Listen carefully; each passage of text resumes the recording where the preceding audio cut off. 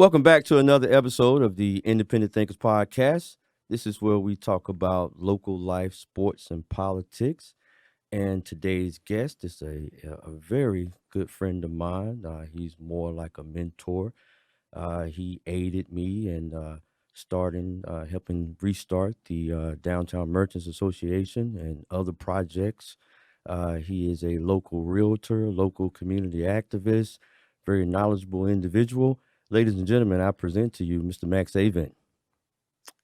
Well, good evening. Thank you, Terry, for having me. It's just a real joy to be here, and I just appreciate your introduction, and I appreciate your consideration for having me on. All It's day, just great. Max. Yes, sir. You my Yes, sir. guy, man. You rolling to the end, man. Uh, Max, I know a whole lot about you. hmm I know some people are familiar with you in the community with hmm the work you've done. You've hmm sold a lot of houses to a lot of different people. Uh, can you tell me a little bit about yourself, or tell the listening audience a little bit about you? yes. I was born and reared, over in Nashville. Nashville. Nashville, out in the country. My parents basically were day laborers. I was reared on a farm, grew up on a Wow. farm, and went to high school right there in Nashville. And then after I graduated, Northern Nash. yes, I graduated. Well, actually, I went to Nash Central High School for 10 years because Oh, that was when we had the segregated schools. And then when they okay. integrated the schools in 1969, of course, then they split up. And in the last 2 years of my junior and senior year, I was at Northern Nash, and I graduated from Northern Nash in 71.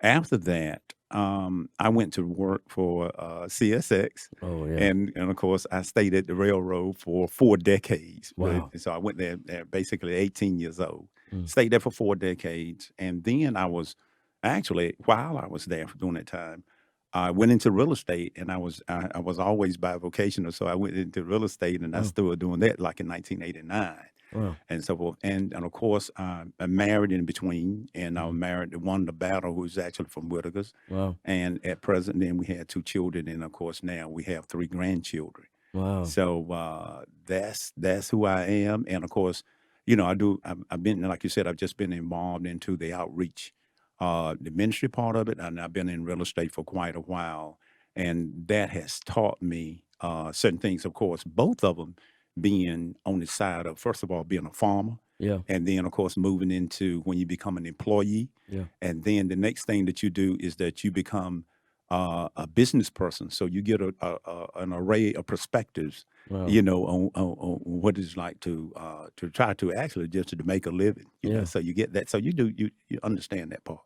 You're a hardworking guy, man. You do a lot of different things. You volunteer your time in the community. hmm You volunteer your time at church. You're a faithful member of Word Tabernacle. hmm Where did your work ethic start? Was it on the farm growing up? Did you get a visual of it from your parents, or like, you have that tough work, that hard nosed work ethic, man. Well, I really have to attribute that to my mother, Mm, which actually, she was like a general. Some people said that, a female, it's difficult for her to rear males. yeah. But that is where it basically come from. But and then after, I thought it was hard, Yeah. while we were coming up. But then afterwards, I'm so thankful because then I had no problem like going to work. Yeah. Yeah. And Same then here. it was always that part of, it was basically an environment or childhood of poverty, Yeah. and she was always saying, what you need to do is actually if you can get an education and you get your job, this will be your ticket out. How many And brothers so and sisters you have? I didn't mean to interrupt. I have at present it was eight of us. I Wow. Yeah. have right now one deceased back in 1976. Yeah. So I have three sisters that are surviving now and three brothers that are surviving. Wow. Continue on that piece of hard work. I think that's important for people to hear that. Yeah. Well, yes, and one of the things that again, which was a motivation for me, Mhm. being out there priming to the back and having that gum up Mm. in in your face, and then Yeah. on July 4th you're picking cucumbers, Wow. and then in the fall you are pulling corn, Wow. and so you get all those experiences, not including the things like topping tobacco, and of course when I thought that, working with in doing some small things, even like working in a garden. Yeah. I was working with a mule, Oh so wow. you talking about Don't work. tell your age now. Do not tell your age. Well, yes, Okay, yes, okay. we were Working with working a with a mule. mule, working Okay, with a mule, okay. and it was that part. And as one of the things that's so vivid in my mind is that when I went to the prom, and I think it would may have been in my junior year, might be sophomore year. There probably was someone in there because we had a ninth grade prom. But Yeah. anyway, I went to the prom, and of course I came in late that night, and nobody in about 5:30. So I guess I got home about 3:30, and Wow. then about 5:30, my mom was telling me get up and catch the mule. So. Oh man. And so Incredible. let's do this garden. So, Oh but see, man. that's where it really came from. And then, Yeah. of course, after that, it just became like a part of life and a way of life. What piqued your interest of on real estate? Like, did you go through the experience of trying to buy a home, or was that something? Because you're a great salesman, man. Like, I never told you that. And that Thank comes you. from a person with years of managerial experience. Uh-huh.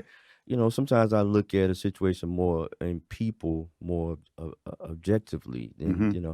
and always a manager looking at people, studying how they move, and Hmm. all of that.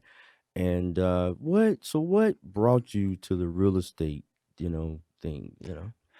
Uh, you know, I had purchased a home, of course, when I was single, and then the second home that I bought, um, there were some issues with the house, Yeah. and then prior to me buying the second one, I had some relatives that were buying houses, and they had issues with it. So it was twofold, a twofold purpose of Yeah. it became a part of a ministry, and then I was doing income taxes on a small scale, Yeah. and I saw a correlation always between real estate and income tax, Mm. and so Explain. eh, Explain a little bit. well, just about everything you do. Real estate is probably just that. I don't want to say 100. I don't want to speak in absolute terms, but Yeah. is for the most part the basis of wealth in America. And Mm. so anytime you do that, whether it's rental income, whether you're doing, which a lot of people still probably won't qualify for now, but on your income tax, what allowed people most of the time to itemize was they was taking the deductions that they were paying for interest Yeah. and the taxes that they were paying on their home. So that put them in a category where it would also then allow them for like their charitable contribution, so Hmm. they could file their income taxes and itemize. Mm. And then the part of the investment part, the investment, the with the rental property and so forth. So I saw all of that, and then I saw the other things where the greatest advantage was it came from something like the capital gains, Yeah. Yeah. which Exactly. Yeah. Yeah. labor had a higher rate than capital gains. So I Correct. saw all that. So that's what sort of like all those variables came together and prompted me to like go into real estate, Wow. and then I started selling. Now you do, like I said before, you volunteer a lot of your time. Yes, sir. You are a board member on the Workforce Housing Commission. Am I I correct? am. Yes, sir. Um, tell me a little bit about what the Workforce Housing Commission actually, does within the community.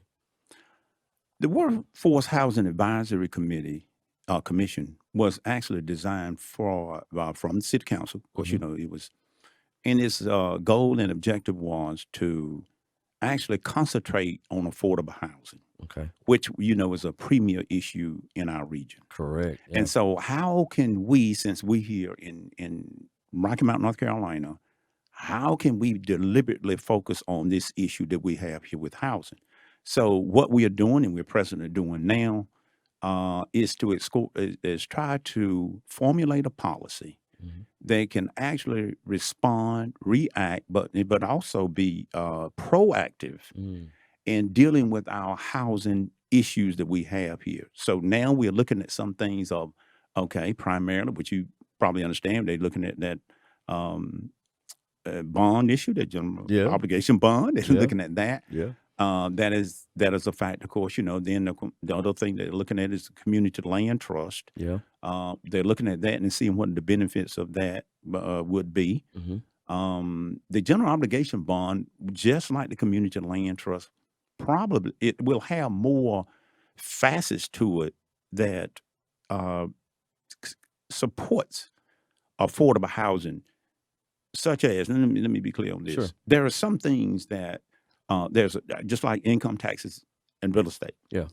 Work housing has some variables that help sustain what supports it. So Mhm. what's integral to workforce housing is the workforce. Correct.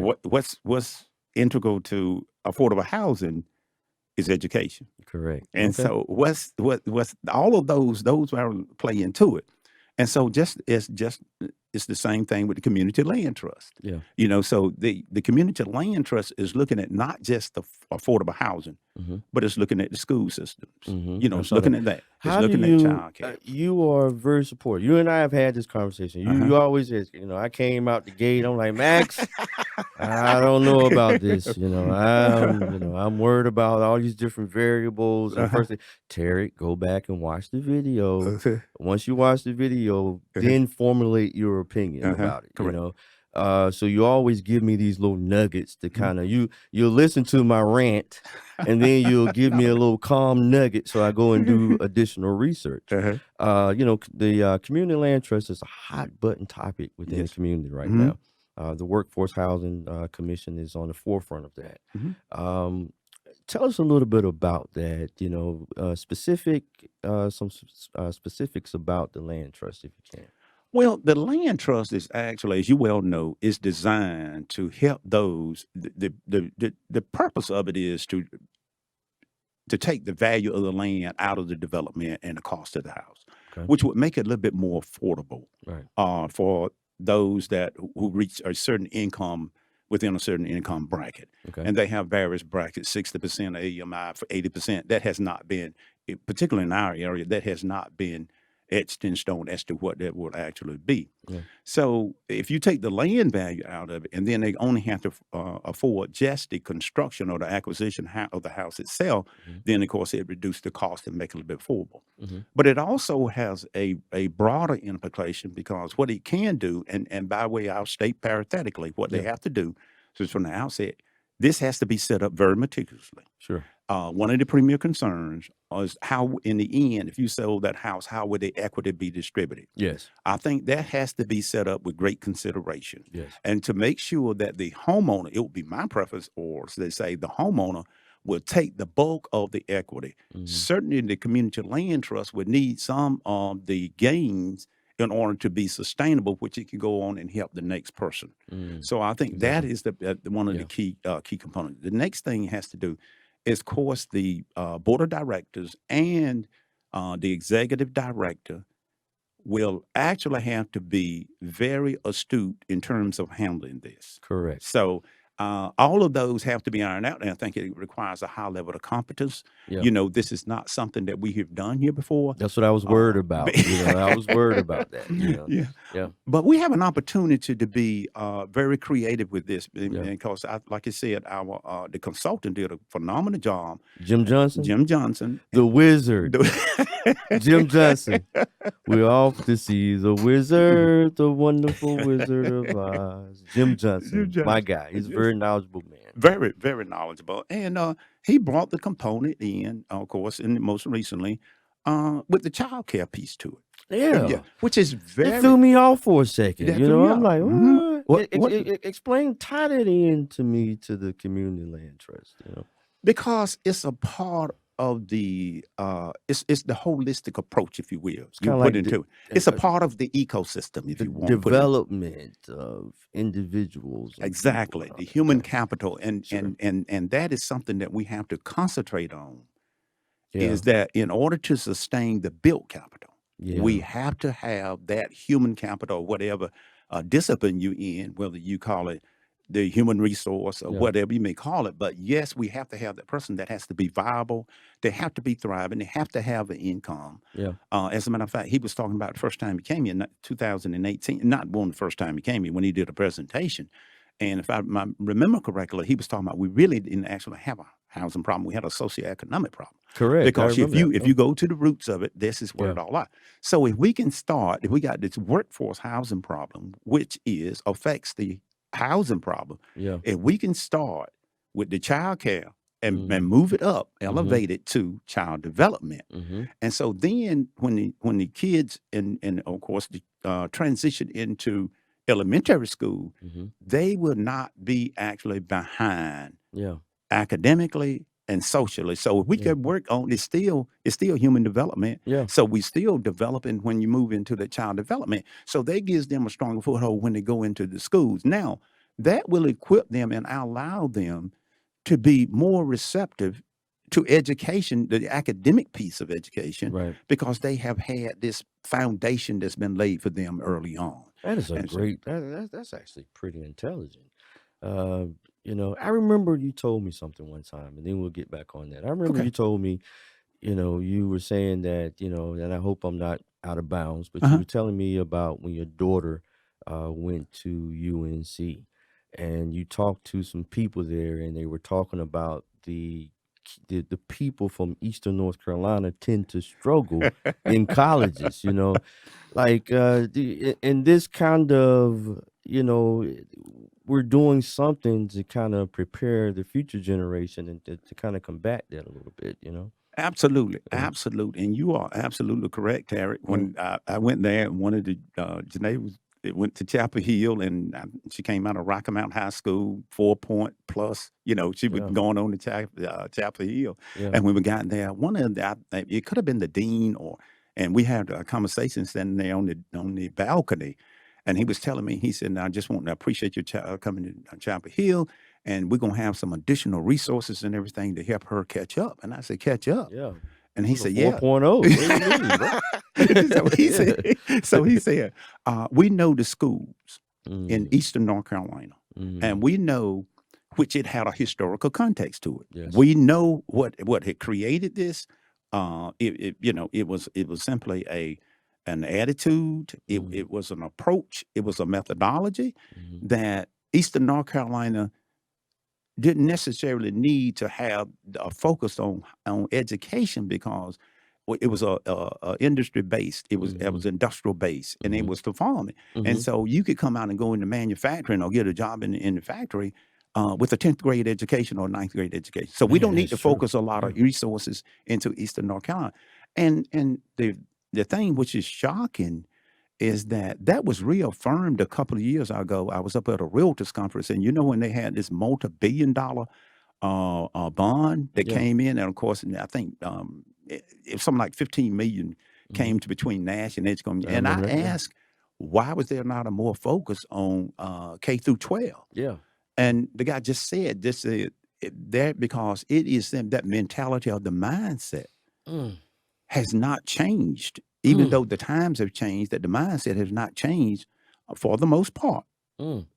that you really need to be really scholarly in order to succeed or have a high quality life there in Eastern Mm. North Carolina. You can go to the factories, even though the total thing had totally shifted. The manufacturers had Yeah. gone overseas. The mindset set remains The mindset intact, remained intact. and that leads to uh, community problems, and Yes, that leads us back to the land trust issue yes, and why they added in the child care exactly. component, so that we can start with a new generation of young people and educating them, Yes, sir. so that we can Yes, sir. start over on a new plateau, pretty much. Yes, sir.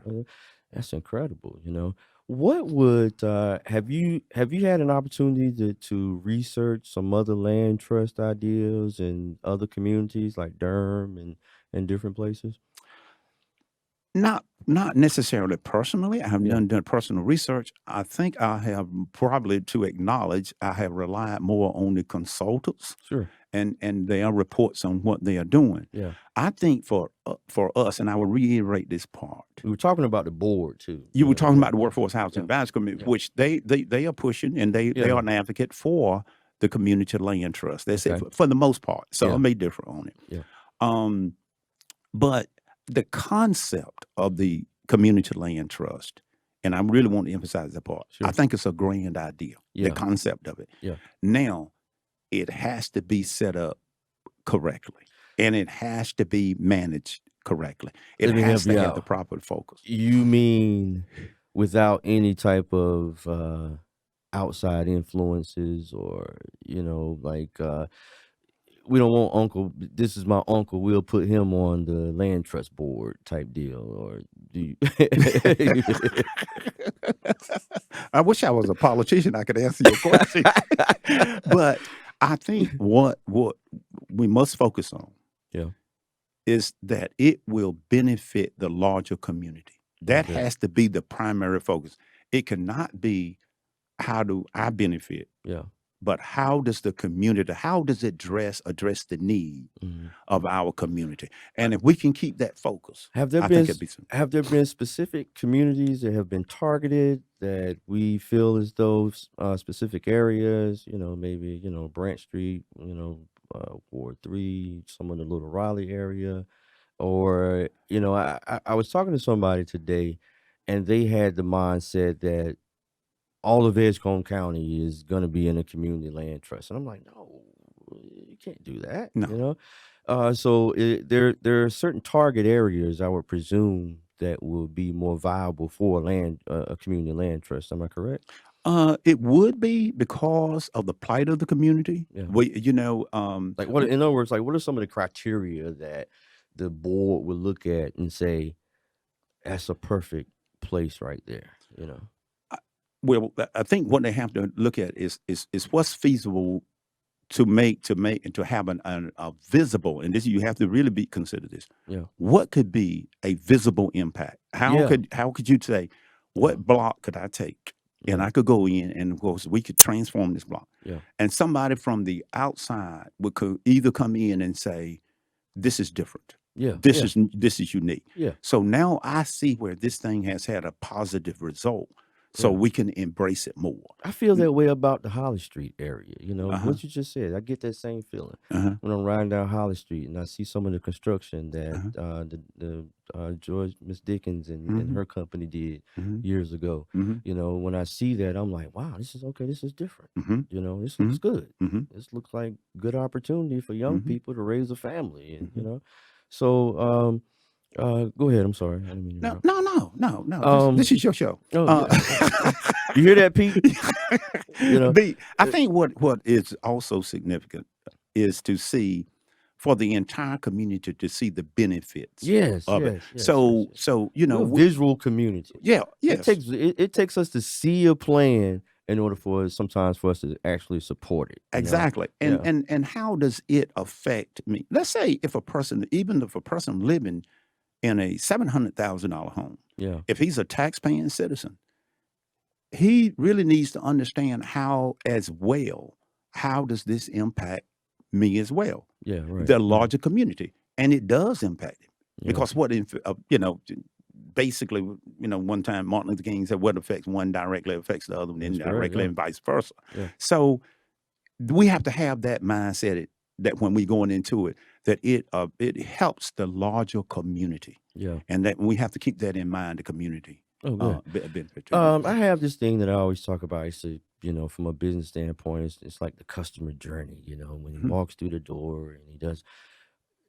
Can you take me on your mind? I know you don't know all the specifics, Uh-huh. but take me on the journey in your mind of a young family Mhm. um, who's been paying, $700 a month Mhm. rent, Mhm. and decides to, take advantage of a home Mhm. that is on the land trust. Uh, you know, they fill out their application and paperwork Mhm. and all of that. Um, like, is the journey difficult or would that be easy? Or are there some other barriers that come in front of you instead of a traditional way of buying a home? Or is this everything should be primarily the same? Well, first and foremost, let me acknowledge that I'm not an expertise at That's it. okay. I That's okay. understand what they said. It was like again, we go back to the concept. It's Yeah. intense, and They what? get their deed. Once they do, let's say they go through the process and Yeah. everything, they get a deed to their home. Uh huh. They're living in their home Right. for 10 years. Correct. Um, uh, how does the community land trust help them, gain equity?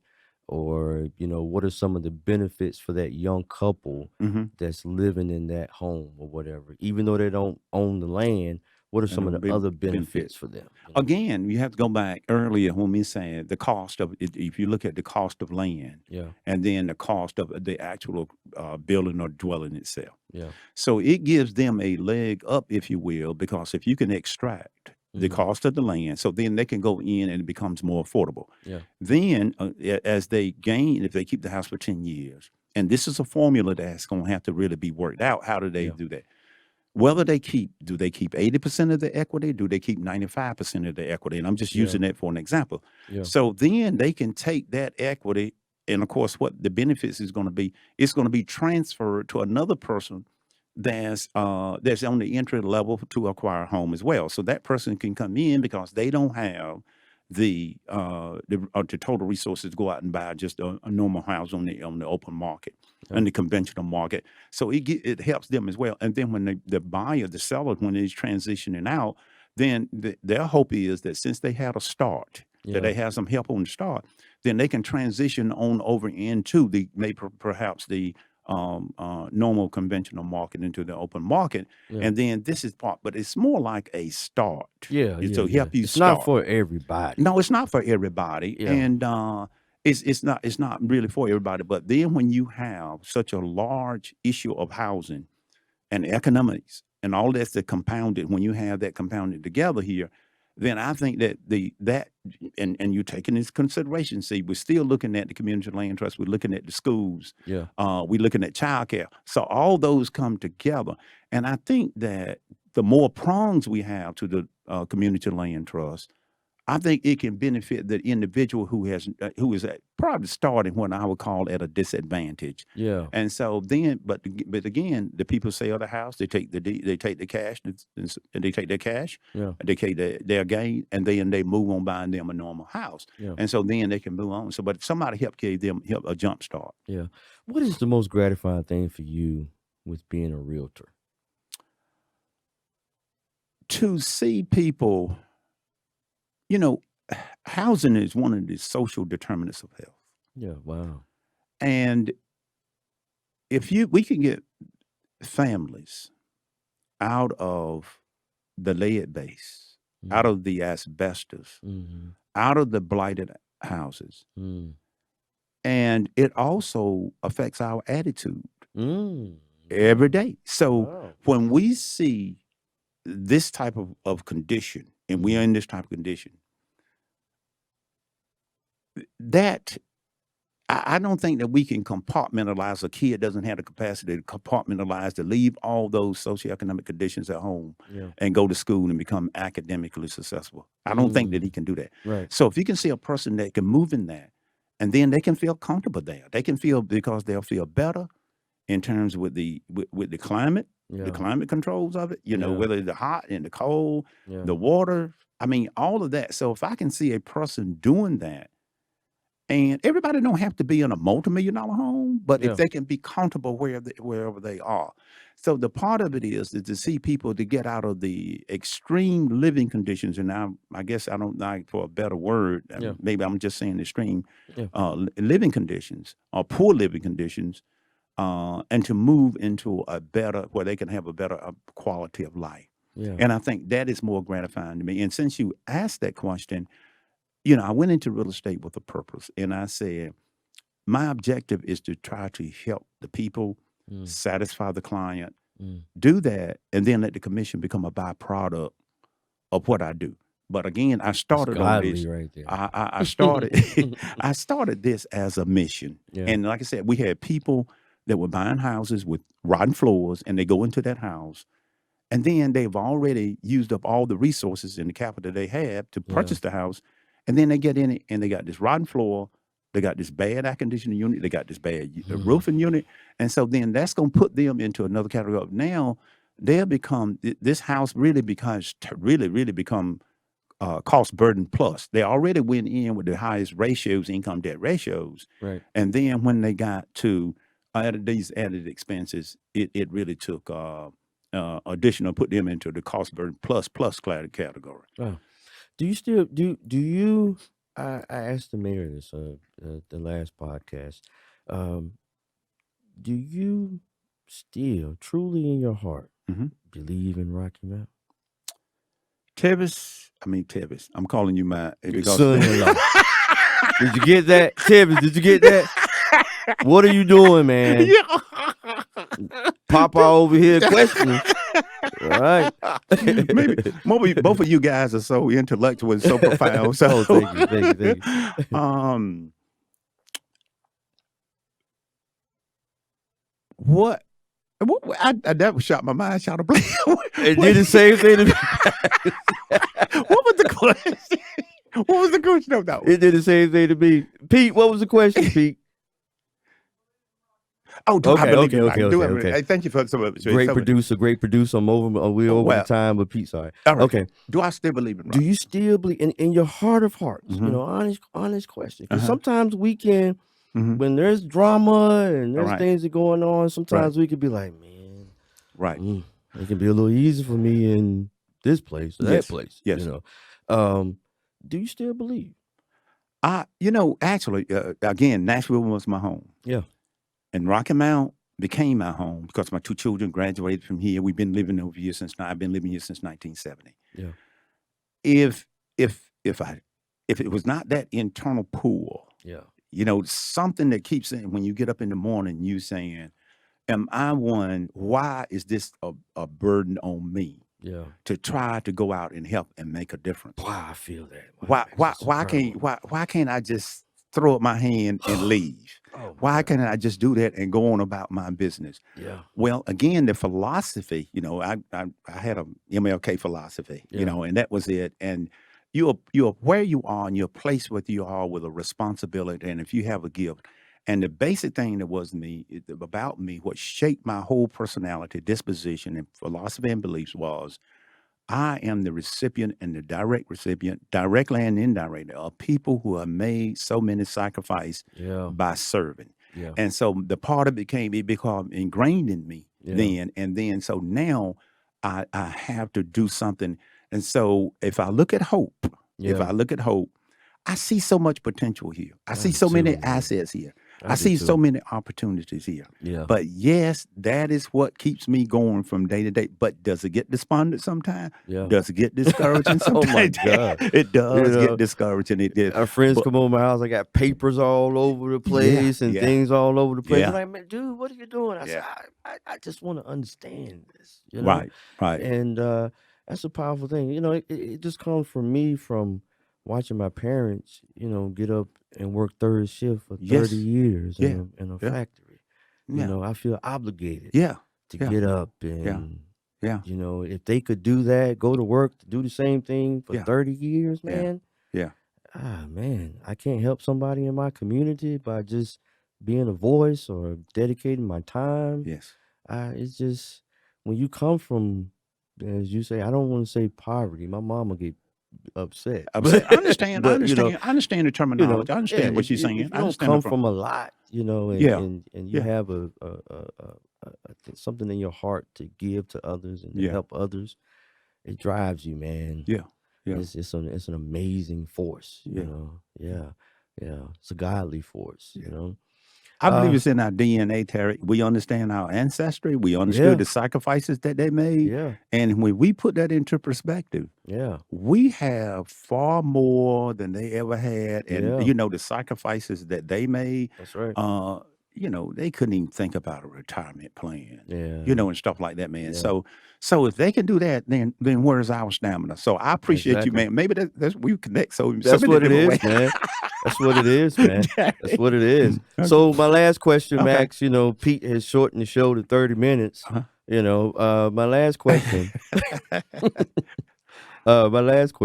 Is just a simple one. You get asked, a kid called me today from Rocky Mount High and wanted to call the business and find out, about an entrepreneur. And his last question to me was, the simple question you get asked at job interviews or whatever, where do you see this leading to for you? Is it a greater role in the community? Is it, staying where you are in the community, or do you want to continue to get more and more involved? You're getting close to retirement age. I just want to let you know that. So you gotta start thinking about plan B. You're plan A. What's plan B? That's what I'm saying in a nutshell.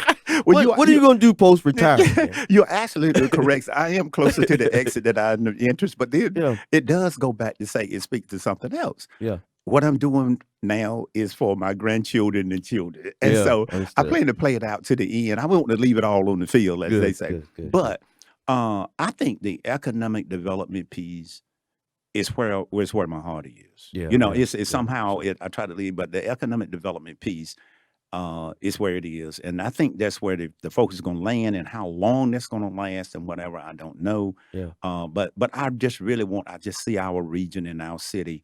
And there's some things that, we can talk about it in part two whenever we talk Sure. about. Yeah, But if people allow me, this is what I want to do. I want to focus and cultivate yeah, in here, because our region is deficient on some areas, such as, and particularly the people of color, yeah, and that income. And this is another thing that has that concentrated blight yeah. into it because of that. And so I want to see us raise up to professionalism some of the things that maybe I would love to see.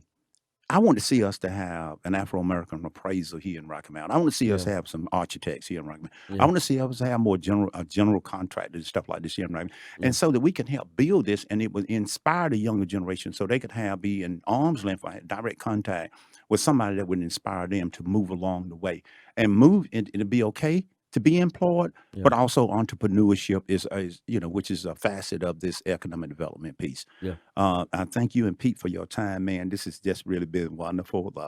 This is part one. This is This is my good friend, my mentor, Max okay. Listen, Avent. Just a wonderful person. You guys see him on the street.